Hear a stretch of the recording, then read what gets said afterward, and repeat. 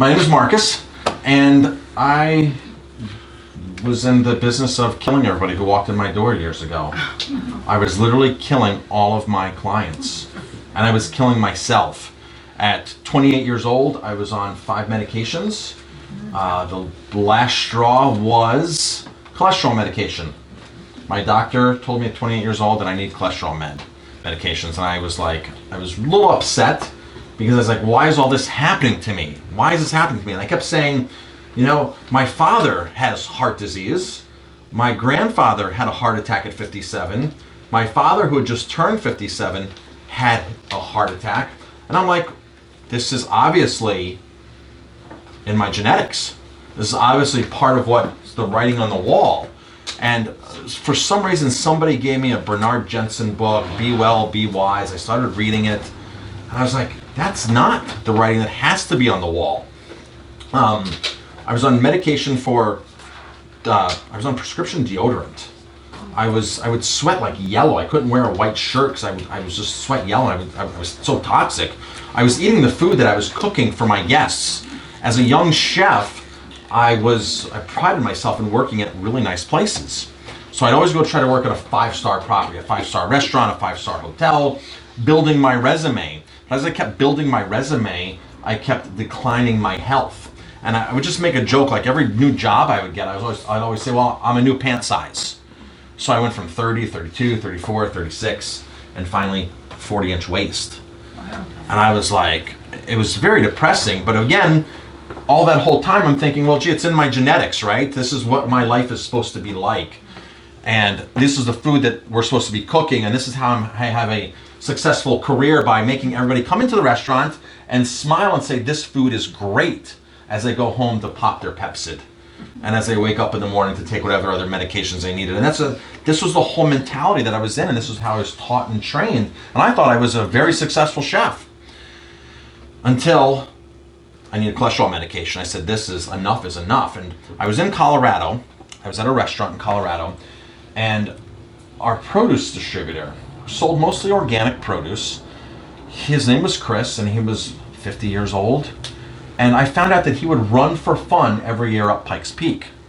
And I said, this is impossible. How can a human run up Pikes Peak? It's 14,000 feet. We're down at 6,000 feet, at 5,500 feet.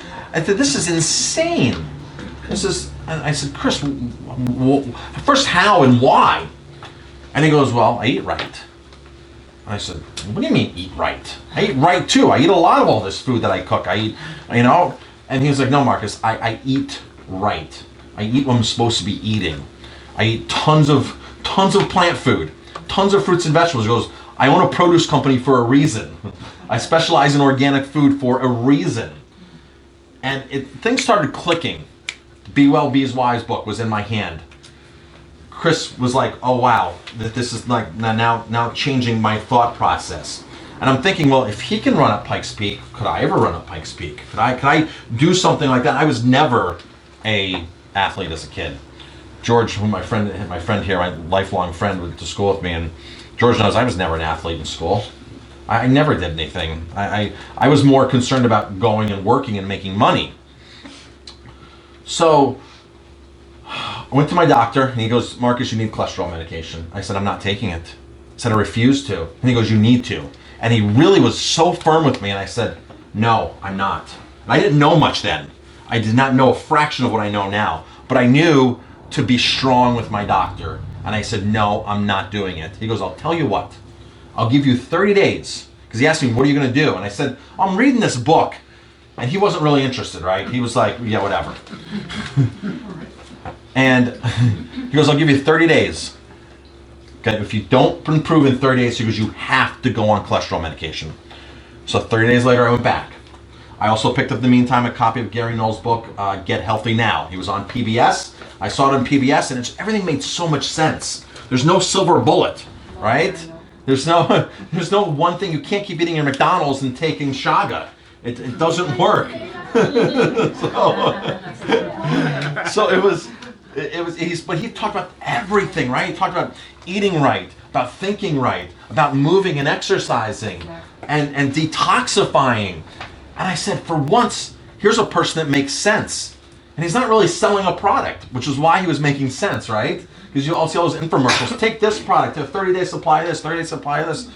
All that stuff was just gimmicks. So I figured, and I had tried the cabbage soup diet, I'd done the Atkins diet, I'd done all these diets because I was frustrated, and I knew, and I kept going to my doctor saying, I want to lose weight. You know what his answer was? You're fine. You're fine, Marcus. You're average. Your body, you're average. I'm 6 feet tall. I was pushing 240 pounds. He goes, Marcus, you're fine. You're average. You're average. 30 days later, I went back. My cholesterol went from 227 to 155. Wow. In 30 days. And he looked at me. He goes, I don't know what you did. Nor did he want to know what I did. He goes, I don't know what you did, but the medications wouldn't have worked. Anything would never have worked. Would never have worked as good as what you did. As good as what you did. He never asked me. Never asked me what I did. Didn't care what I did. All of a sudden, my other medications started trickling away. I was asthmatic my whole life. I couldn't run a quarter of a mile to save my life, especially at 240 pounds. Could not run at all. Not one lap around the track. And I was one of those people that thought, well, I'm just not meant to run. And how many of us say, well, I'm not meant to run? That so-and-so's a runner, right? But not me. My body's not designed to run. Like, what's different in our bodies, right? We all have 2 legs. We all have an Achilles. We all have the same features. We're just not conditioned to run. Our mind's not conditioned to run. So I looked really hard at what I was serving my guests because I was a partner in a restaurant. And I had a major conflict. Major conflict. Do I walk in the door every day and still serve the food that was killing me to you? And me not eat that food because I know that food was killing me? And that was a major conflict that I was going through. And I came home with tofu one day. My wife flipped out. She was like, what is this? I was like, this is what I eat now. I eat lots of vegetables. I eat quinoa. I eat tofu. I eat beans. I eat all this kind of stuff. She looked at me. She goes, you're ruining your career. And I said, but I'm saving my life. And that's more important. And at that point, to go to work and to keep killing you people wasn't an answer for me anymore. I said, no, I'm not doing this anymore. I refuse to do this. So I started incorporating these foods in slowly into my culinary repertoire. I put tofu on the menu. Back in 1998, tofu on a menu in a farm-to-table restaurant. We were buying from 57 small farms at the time in Colorado. And I was putting on vegetarian dishes. I was serving grass-fed meat, serving wild salmon. I was really taking a strong stance on food that was being very manipulated. And it was my goal to buy better food. And of course, Colorado is filled with farms. So I immediately started taking farm tours. And went to the San Luis Valley. Colorado is the number 2 to 3 state, depending upon what year it is, on potato production. They produce a lot of potatoes. So I went to the San Luis Valley, took a farm tour, and met a farmer who wouldn't eat his own potatoes. And I said, why? And he goes, because we spray this chemical on it that causes neurological damage. He goes, we have to mark our fields off by law. He goes, if we lose irrigation in the field, I won't go in the field. I'd rather lose my crop than step foot in my field. I said, so what do you do for potatoes? Meantime, these are the potatoes we were serving, right? So what do you do for potatoes? He goes, I eat my neighbor. He grows organically. And like, right? And I was serving this food. This is the food that I was serving. Then I was serving tons of white sugar, tons of white flour. We were frying foods. We were putting butter in every dessert, heavy cream in everything, white pasta, you name it, we were doing it. And that's the way I was taught to cook. This is the paradigm of chefs. So my food was fantastic. It tasted awesome. It was incredible. But that's all it was. It was just good tasting food. It didn't honor anybody. It didn't honor me. It didn't honor you. And it didn't honor Mother Nature. And so I kept switching the food out slowly and slowly. I took a job in New York, unfortunately. It was at a country club in Westchester. I wanted to get back to the East Coast. We had our daughter, we had our first child, Courtney. She's 16 now, she's a collegeist today. She was born, and I said, you know what? All this was happening at one time, right? My father's heart attack, my cholesterol, the birth of our daughter. And I looked at my wife and I said, I don't care what you're gonna eat now, but I know what I'm eating. Because it's worked. My asthma's gone. Blood pressure's gone. Cholesterol's gone. Prescription deodorant gone. I used to sleep upright with a thing of Tums at my nightstand.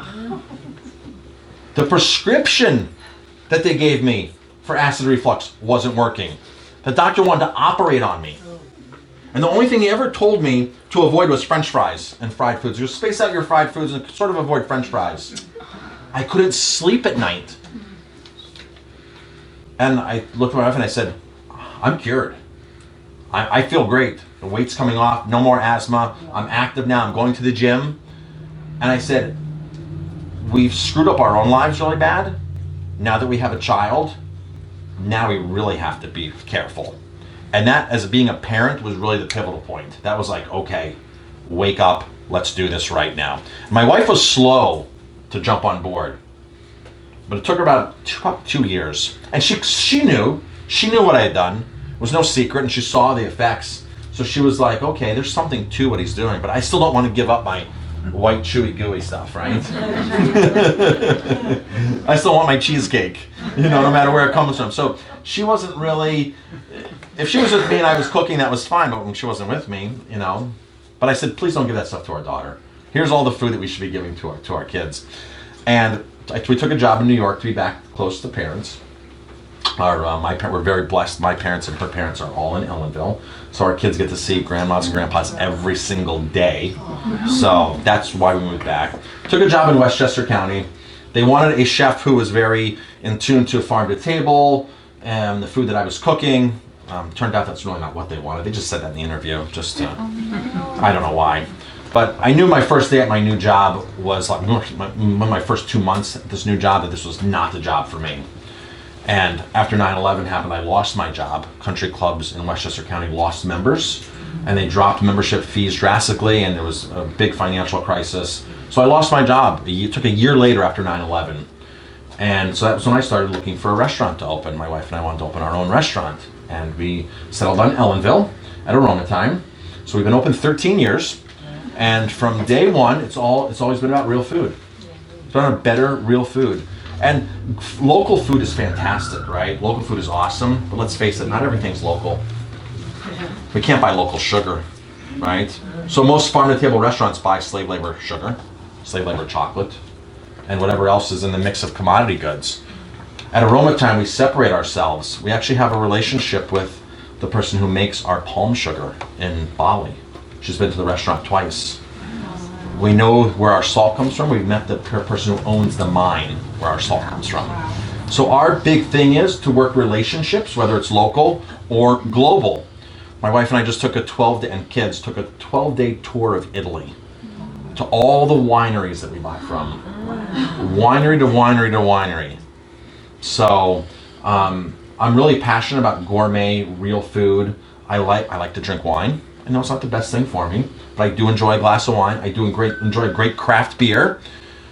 Not really a spirits person, but everything we serve, I want to know where it's coming from. I want to be able to go visit the tequila distillery and know that it's a small family distillery.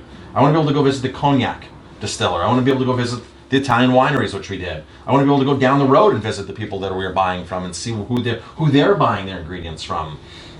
So for us, it's farm to table on steroids.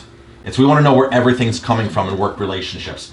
Right down to our hand soap. We know the owners of the people who make our hand soap, the company. And they are the pioneers of the tea tree industry in Australia. They live in California. We're going to see them next month at a trade show. So for us, it's really relationships. Let's build relationships. Let's use real food. Let's do food and business the way it should be done, the way it was done years ago. So we really avoid all kinds of corporate conglomerates. No Budweiser products. No nothing. You come in, you ask for Jack Daniels. Sorry, we don't have it. We have something that's better. So it's independent. Something's local. We have something that a family is happy to accept our business, and we know that the money's going to dance lessons for somebody's daughter as opposed to a CEO's third vacation home. Yeah. So that's really our philosophy, and we stick to it. Are we perfect? Unfortunately not. Do we try to be? Yes, and every day if I can find one more ingredient that makes us that much better, that's what we do. So my wife and I constantly travel. We go to every trade show we can. We go to organic food shows. We do a lot of conventions. So every time we go to a convention, we always venture off and try to find a local brewery, local winery, something that we can make a relationship and a connection with. So when we're traveling, we always venture off and do something like that. So you won her over. Yes, won her over. I won her over. Yes. And you know, it's funny because a lot of people say, well, my wife or my husband will never, ever, ever do that, right? And it's funny because a couple will come into the restaurant and the husband will see the word organic. I'm not eating here. And the wife's like, you can just see, it's just like, really? Because you saw the word organic on our menu? Or because we don't have Budweiser? I've had people walk in my restaurant and say, we don't have Budweiser. Or Jack Daniels or Grey Goose vodka. And I'm like, really? Is it about that? And the way the media and these advertisers, these agencies, and the way they make you feel, and like you have a personal connection with Grey Goose. You're owned by Bacardi. They're not even a distillery. It's just some hyped up brand that you could never go there and visit a countryside and owners and see what's going on. It's big business as usual. And then these big business companies come in and they buy small brands. Budweiser loves doing this. They'll buy a craft brewery and say, nothing's changing. We're keeping everything the same, right? They've done this, there's numerous occasions that I can point out. One of them is Yingling. Yingling? Mm-hmm. I'm sorry, not Yingling. What breweries from Latrobe? What breweries from Latrobe? Why am I Rolling Rock. Rolling Rock. Remember the Rolling Rock commercials, Latrobe, PA? First thing I did was shut down the brewery. 400 people lost their jobs. All that beer production goes to Jersey City, to the Budweiser plant. Jack Daniel, Johnny Walker, 700 people lost their jobs in this small Scottish town. Wow. You go there, they hate Diageo. And you see the Johnny Walker ads, like everything's normal, right? Yeah. Same people who own Guinness. Same company that owns Guinness. Everything's this and this. They make you feel a certain way. They don't show you the 700 people who lost their jobs in a small community. I can't give your hard-earned money to those people. I can't give my hard-earned money to those people. It's disgusting. You know, our biggest vote, because our politicians aren't doing it, our biggest vote's with our wallet. And that's, you know, you take their money, you take their power.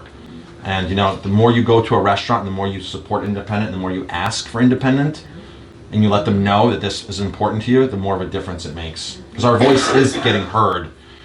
It's a slow start, but it's getting heard. And now with social media, with YouTube, with all these things, our voices do get heard. So every time you walk in, just ask for a small brand, and ask them. You know, a lot of restaurants advertise, we serve these great local craft beers, and the other 15 beers are all big conglomerate beers, and that's the majority of their business. 80% of their business is the big conglomerates, but they're showing this facade that, oh, we support local craft beers, and there's 4 little logos on their website. You know, speak up, say something. So that's a little bit about Aroma Thyme. A little bit more about me. I am now a runner. I stopped telling myself that lie. I run 30 to 45 miles a week. I just ran a marathon last week from Rosendale area all the way to Ellenville on the trails, me and 50 other people. I run about 1,500 to 2,000 miles a year. So I do other things with my kids. I mountain bike, I ski. I try to stay as active as my kids. And because we've always been active since our kids were born, our kids are extremely active. So one of the big things parents always say to me is, how do you get your kids to eat so healthy? I could never, ever, ever do that. That's because the law of the mirror, they see you doing it. Mm-hmm. And when you get away with stuff, they're going to get away with stuff. Mm-hmm. And people say, well, Marcus, you're just teaching your kids not to eat sugar and they're going to binge. And they're going to go crazy on you one day and they're going to revolt and this and that. And I said, wait, I never gave my kids non-sweet foods. My kids get lots of sweets. To them, a mango's heaven. A ripe mango is heaven. A couple dried dates, organic dates, are heaven to my kids. My son will go in the freezer and just eat bowls of frozen wild blueberries. There's no cake, cookies, and that kind of stuff. That's my wife is a fantastic baker, and she's altered every single recipe we have into a vegan, whole grain, gluten-free masterpiece. So every time there's a birthday, it's like she's making something for somebody. It's just like, wow, there she goes again. And it's sweetened with either ground up dates, with applesauce. We'll use a little bit of maple syrup sometimes, or brown rice syrup. Sometimes we'll use date sugar, just depending upon what it is. But it's And I always stress to people, just because you're using, whether it's honey, agave, maple syrup, brown rice syrup, a lot of people think, well, that's a license to abuse the sweeteners. It's not a license to abuse them. If you're going to use sweeteners, use them sparingly still. Don't think, oh, I'm having agave, and agave is great, and I can drink soda sweetened with agave all day long because it's lower glycemic and this and that, or maple syrup or whatever, right? So, it's not a license to abuse. So our kids are extremely healthy eaters, very, very healthy eaters. They actually tell, when my son was in 2nd and 3rd grade, other parents were bringing cupcakes for birthdays, and he would tell the parents, there's sugar in there and you shouldn't even be eating it. Yeah, so, and my kids are still like that. They know what they can eat and what they don't. They can go out to a regular restaurant, they can decipher, and they can ask questions, and they can look through the ingredients and understand what's in there. That's because every single thing we've eaten, we flip over and look at the label. And I've taught them, as soon as they could read, this ingredient's no good. Corn syrup, avoid that. This chemical, avoid it. Sodium benzate, avoid it. They know that. And they can ask these questions in a restaurant without me around. So they're really role models. They're not revolting by any means.